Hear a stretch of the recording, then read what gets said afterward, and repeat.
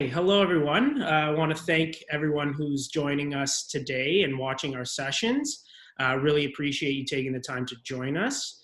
So today, it's not just myself. I'm excited. We have a guest joining us. So our guest today is Monika Monga, and she's an HR professional who has worked in both the public and private sector and has gained over 10 years of experience in recruiting. In addition to her work experience, she's also graduated with her master's in human resources and has completed an undergraduate degree in a Bachelor of Commerce. She also is an avid blogger and likes to blog about HR and has published challenges and opportunities for the Aboriginal communities on HREdge magazine, and was also a guest speaker rather on Mississauga Rogers 10 show Coaching in Today's Workplace, where she talked about resumes and interview skills. And she also enjoys working closely with community associations. So I want to thank Monika for joining us today. I know that our users will gain a lot of value and have some input from what you have to say and some of the things that you're going to go over today. So really appreciate you joining. Thank you so much for having me. No, of course. So I think what we wanted to talk about today is just the importance of some of the skills, the soft skills and technical skills that a lot of students and especially newcomers to Canada, how they should be improving on these skills and what they can be doing in order to really make sure that they're standing out in a crowded job market when they're applying for jobs. And even though we're living in such a crazy time right now with COVID-19, there are still many employers that are hiring. But for a lot of these students and a lot of job seekers who are looking for opportunities, they might not know what to do in order to stand out. So that's why I think we want to get your input and make sure that for anybody who is looking for a job, these are some of the things that they should be doing and things maybe they shouldn't be doing. And so the first question that I wanted to talk to you about, and I think this is a really important question, and it's something that we get asked quite a bit, is about an effective elevator pitch. Now, obviously in elevator pitches, they might seem a little intimidating if someone's never done one. But I'm just curious to know your thought. What would you say is the best way to craft an effective elevator pitch, and what should an elevator pitch include?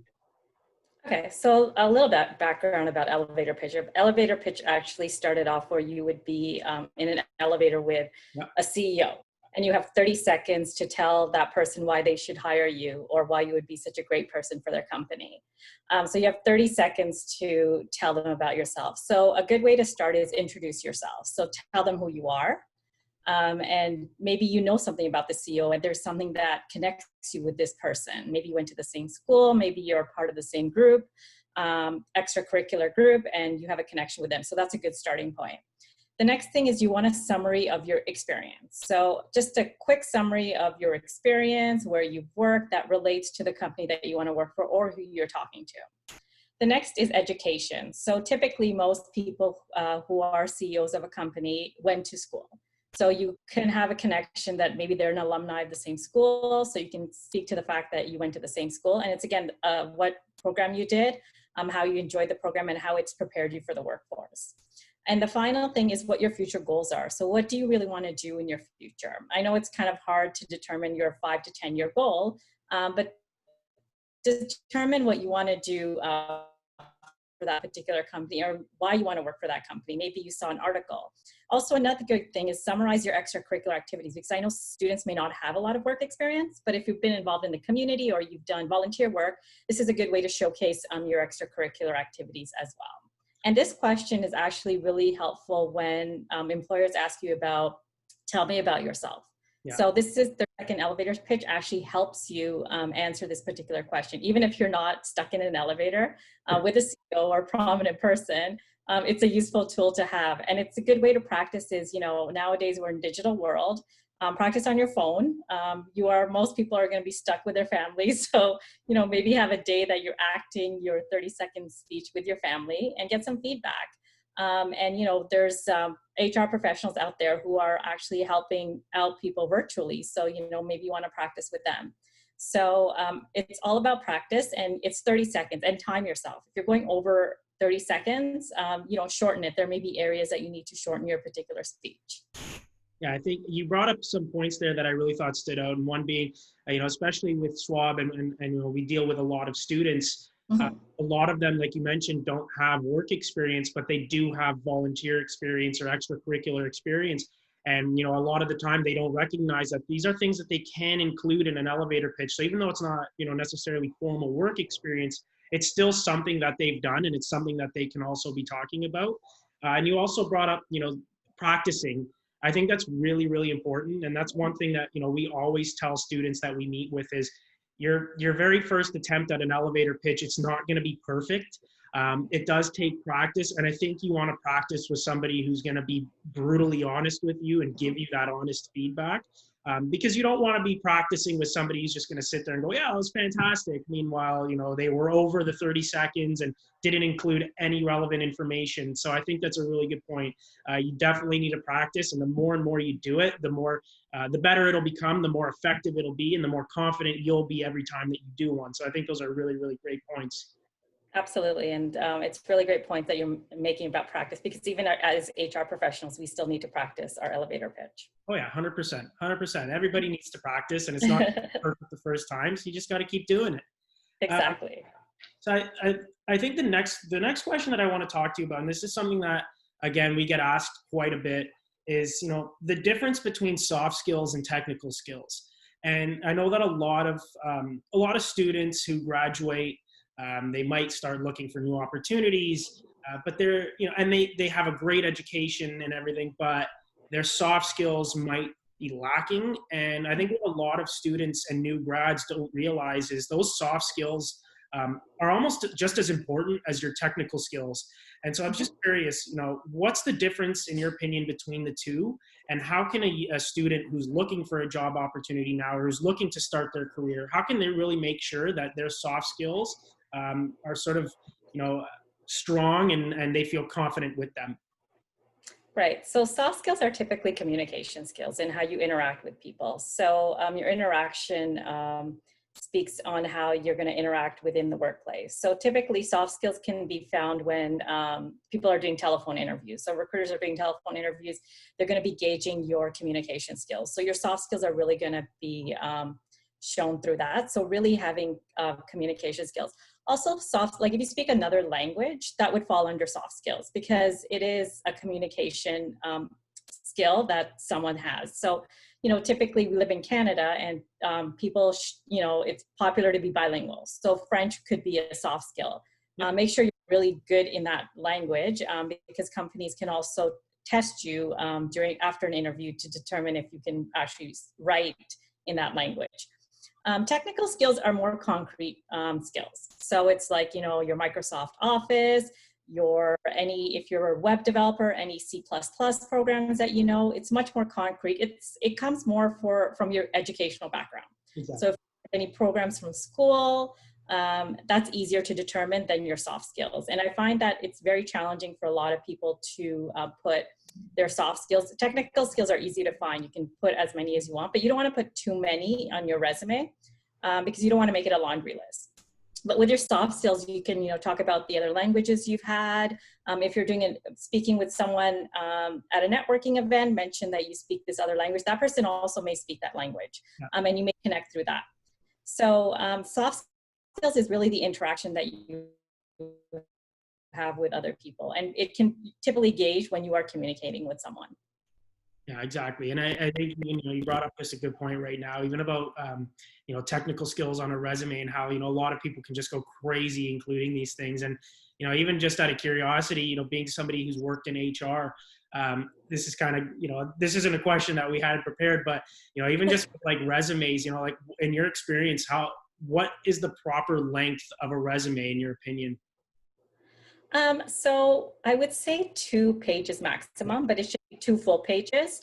But I know a lot of students may not have a lot of work experience, so 1 full page is absolutely fine. And make sure the font is legible. So you don't want to make it too small, because you're trying to, condense it to 1 page. Because you can actually, play around with the fonts and make it nice, but you want to make it visually appealing to anyone. And again, print out your resume and then show it to someone and see what they think about how visually appealing it is. And recruiters like to see things really quickly on their resume, because again, they might be posting jobs where 1,000 people are applying. Yeah. And, you know, if you are able to look at the qualifications and tailor your resume based on that, that's super helpful for a recruiter to determine if you would be a good candidate for the company. And it's also good determination for the student if they actually want to work for the company, because if they're looking at the qualifications and then they don't meet a lot of them, the student may realize, you know, this is not an area that I want to go into. So it's a benefit to the student as well to determine if they actually want to apply for the job. Yeah. And, you know, I'm certainly guilty of, you know, when I was a student, I thought, you know, having more information on a resume was better. So for me, I was under the impression, you know, when I was a student that the longer the resume, the better. But I quickly realized that that's certainly not the case. And many people in HR and a lot of recruiters don't want to see a 4 or 5 page resume. So I had to make sure that I was putting out the exact information that I wanted there. But it was just funny, you know, that was something where, you know, I think that is a misconception with a lot of students where they think I want a 4 or 5 page resume, include all this information. But, you know, I think what they have to realize is nobody wants to look at a 4 or 5 page resume. They don't even want to look at it. Exactly. I think a resume, it's a snapshot of your career and your education, right? So you want to make it a quick look and say, okay, this person would be great for this company. So even like as a person reading something long, you may get bored reading it, right? So look at how you would perceive it if you received like, you know, a 10-page resume, which has happened. Yeah, But again, it's better to make it simple and tailor your resume based on the job you're applying for. Yeah, exactly. And I think even for a lot of students, new grads who are, you know, just really starting to build out their resume, you know, we always tell them there's so many tools that they can use and so many different templates that they can use to make sure like that their resume is properly formatted and properly, it's a proper template. So even sites like Canva, they have so many great templates that they can use. And I think it's just a really great guide in terms of what should be included on your resume. And it gives them a better idea as well as, you know, the length and what should and shouldn't be included. Absolutely. So thank you for all of that. And the next question that I had, and so this is a question that we hear from a lot of students, especially newcomers to Canada. And it's, as a student, how can they make meaningful connections, especially students with that are coming with various cultures and different backgrounds? And, you know, what can they be doing to make meaningful connections? And, you know, when I asked, I think, you know, when I graduated, I spent a lot of time trying to network and meet with as many people as I could in the industry. And I think it's so important, networking and building connections. And I don't think enough students are doing that. And I'm just curious to know your thoughts on that. Well, I think nowadays networking is how people get jobs, right? So if you know someone, most likely you'll get an interview or you get your foot in the door. So I think it's very important about networking. Again, yes, a lot of people do come to this country and they're not sure how to deal with cultural expectations. But again, Google's a great source, right? So they can look at that. And your soft skills actually help in terms of that, you know, your ability to connect with other people of different cultures. So I think having the skill to interact with other people of different cultures is very important, but people have to also learn about, you know, the cultural differences. We may do things business differently than other parts of the world. But I think that there's great resources out there. And I think living in Canada, there's a lot of Canadian immigrant events that happen that can actually help people. But I also feel, regardless of what country you're from, LinkedIn is a great resource to connect with people. So being able to use social media tools to connect with people is super important. And it also demonstrates your writing skills. Yeah. So, you know, for example, Twitter has a certain number of characters that they can use. And if you're able to articulate in those certain characters, someone may be really impressed with your writing skills. So being able to gauge that, and even working in the workplace, you need to actually tailor your communication based on the person you're talking to. So it comes with practice. But I think, you know, like I always say, you know, be proud of what your grandmother would be of you, right? So if you're a nice person, then there's nothing, everyone's always receptive to nice people. So always be nice and cordial to anyone you're speaking to. And those are such great points. And I think, even with a lot of students that we speak to, a lot of them don't really want to get out of their comfort zone. And, like you brought up a great point with LinkedIn. LinkedIn is such a great tool where you could be reaching out to people in the industries that you eventually want to be in, or you can even be reaching out to people with, job titles that you sort of envision yourself working one day. And, I think what people don't recognize is, and I do understand, and I get it, where, they might reach out to somebody and feel sort of intimidated doing so, and might think that this person's not going to want to give them the time of day. But what I often tell people is, you have to recognize that the person on the other side, the person that you're reaching out to, if you reach out to them in a respectful way, even just to go and grab a coffee, pick this person's brain for a little bit, more often than not, people will give you a half an hour of their day, because they've gone through what you're doing, and they know the process. They understand what it's like. So if you're reaching out to somebody and you're respectful of their time and you're doing so in a professional manner, I think a lot more people are willing to give you some of their time and help out than not. So I think, students have to keep that in mind. But, no one's going to volunteer. No one's going to reach out to them and, offer up their time. If you're not going to ask, it's not going to happen. So a lot of students need to get out of their comfort zone and realize that, they need to be asking. Absolutely. And they have to research before they actually network, right? So they have to research the company, they have to research the person they're speaking to. So then they're really well prepared when they meet the person, or they have a telephone chat with them. Because again, everyone's really busy, but if you've shown you've done some homework and you have questions prepared, for networking, then you look very professional and you look like you've actually done some, and you're really interested in the person, right? So if you ask questions that, of interest to the person you're speaking to, that can totally help in the networking area. Yeah, and that's so true. And your point about research, where I started working when I graduated in marketing, it didn't matter how great a resume you had, what your background was, what your education was. If you couldn't name at least 2 of the clients that the company was working with, it didn't matter. You weren't going to get that job, or they weren't going to give you the time of day. So I think, research is just so important, and it shows that you've done the homework, and, you're actually taking the time, and you actually care about having these interactions. So it's a great point. And so I think the last question that I had, and this is obviously, it's a pretty general question, but it's something that we get asked quite a bit, and I'm sure you have as well. But just, as a student, how can you make sure that you're best prepared for an interview? Again, you need to research the company applying for, even research the person that's going to interview you, because you can make a connection there. They may have gone to the same school as you. They could have had, similar interests. Maybe both of you like golfing and you saw that on their LinkedIn. That's something that you can talk about before the interview starts, because you make a connection there. Preparing for an interview, it's again, take your telephone and talk to yourself and see how you visualize yourself. Also preparing for an interview, if you're physically going there to the interview, research where the location is. And typically, I would say get there 30 minutes to the area, 30 minutes in advance, but actually go to the office like 5 to 10 minutes so they know that you're here.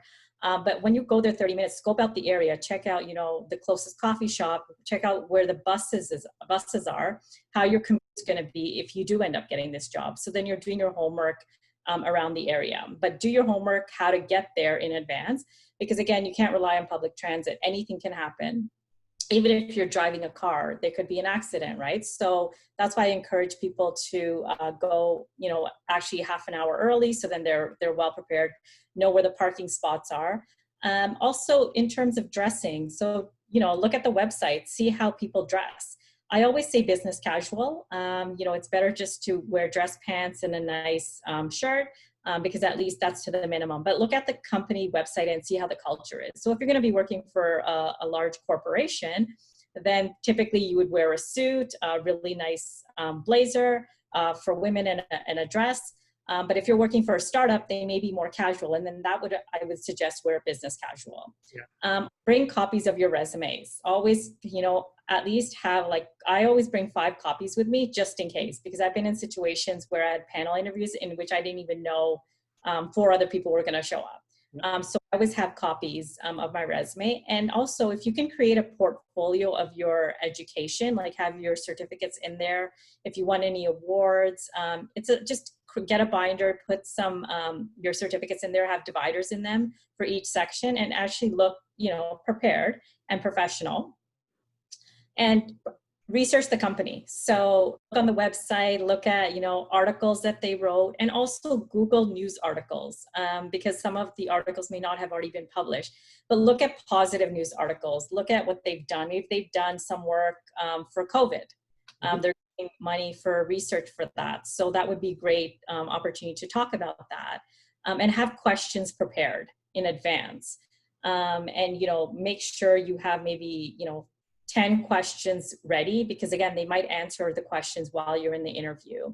And research the people who are going to be interviewing you, because they can give you some insight of how the culture is in the organization, the types of people that work there. And also, I always give this pointer is when you go to the reception, always be nice to the receptionist. Ask her how her day is, because she's also gauging your personality. Because you don't know who's watching you while you're in the waiting room. So I always say, be nice to the receptionist, just ask her how her day is. She may be busy and she may not be receptive, but at least you were nice. Yeah, exactly. And sometimes hiring managers ask receptionists just to, see how the person interacts or how they behave in the waiting area. And I think, really prepare yourself and understand what the position is about. Like, take a copy of the job description. There may be questions in the job description that you want to ask the employer. So have those prepared. And also take a copy of your references, because they may ask you at the interview for at least 3 references. But contact your references in advance, letting them know that you're going to be using their name, and also make sure that you have the correct contact information. So they may have moved places, or their email addresses have changed, their telephone has changed. At least you have the correct information with you to provide to the employer. It's funny. I went for a job interview once. Now, this was years ago, but the agency that I interviewed at was a pretty casual place, and I had done my homework prior to the interview, but I still decided to go in and dress up and put on a suit for the interview and try and look as professional as I can. And I remember the CEO of the company was just blown away by that, and he was so impressed by that. And I always thought, it's funny, these little things can go a long way. And even, having a list of questions prepared. I've heard from so many students who said, I went for an interview and, it didn't go well. And that's fine. Not every interview goes well. But as long as you can learn from those ones that didn't go well and learn kind of what you can improve on, then that's the biggest thing. But, I asked, well, what kind of questions did you have? What did you think of? And it's more often than not, I hear, well, I didn't ask them anything. And it's like, well, that's not a good sign. You should have a list of questions prepared. You should do some homework and kind of, do your research on this company and have questions that you genuinely want to ask. If you're going to be interviewing somewhere and, it's a potential place that you're going to be working at and spending a lot of your time, I have questions myself as well. So I want to make sure that I feel comfortable going into this environment as well. Those were all really, really good points. And I think that, for the students that are doing these things, it's going to be easier for them. But for those who aren't, I really do hope that, they take some of the information that you provided and really learn from it, because, these tips might seem obvious to you and I, but a lot of students aren't doing it. And I think, they need to be. And especially in a crowded job market, it's so difficult to stand out. And these are little things that they can be doing to stand out and make, really positive impressions. Over time, you'll just see that it just becomes easier and you're better and better at interviews. And, the more you prepare and the more you put into it, the more you're going to get out of it. And that's usually what I tell students. But those were all of the questions that I had for you today. So you made a really good point. Sorry. Yeah, sorry. You made a really good point. It's better to be overdressed than underdressed, right? 100%, 100%. And also, I always tell the students is like, as much as the employer's interviewing you, you're interviewing them, right? It may be a culture that, or you don't feel the connection with the person you're meeting with, because at the end of the day, this is going to be your job. And if you're not connecting with them, you can also determine if this is a company that you want to work for as well. So yes, the employer has the final say in that particular job, but you have a final say on if you want to actually work for the company. So students I sometimes feel they give too much weight on the employer, and which is fine. They typically want the job, but the employer may be impressed with you and may consider you for another position in that company. So that's why it's better just to be very professional all the time. Yeah, I agree. And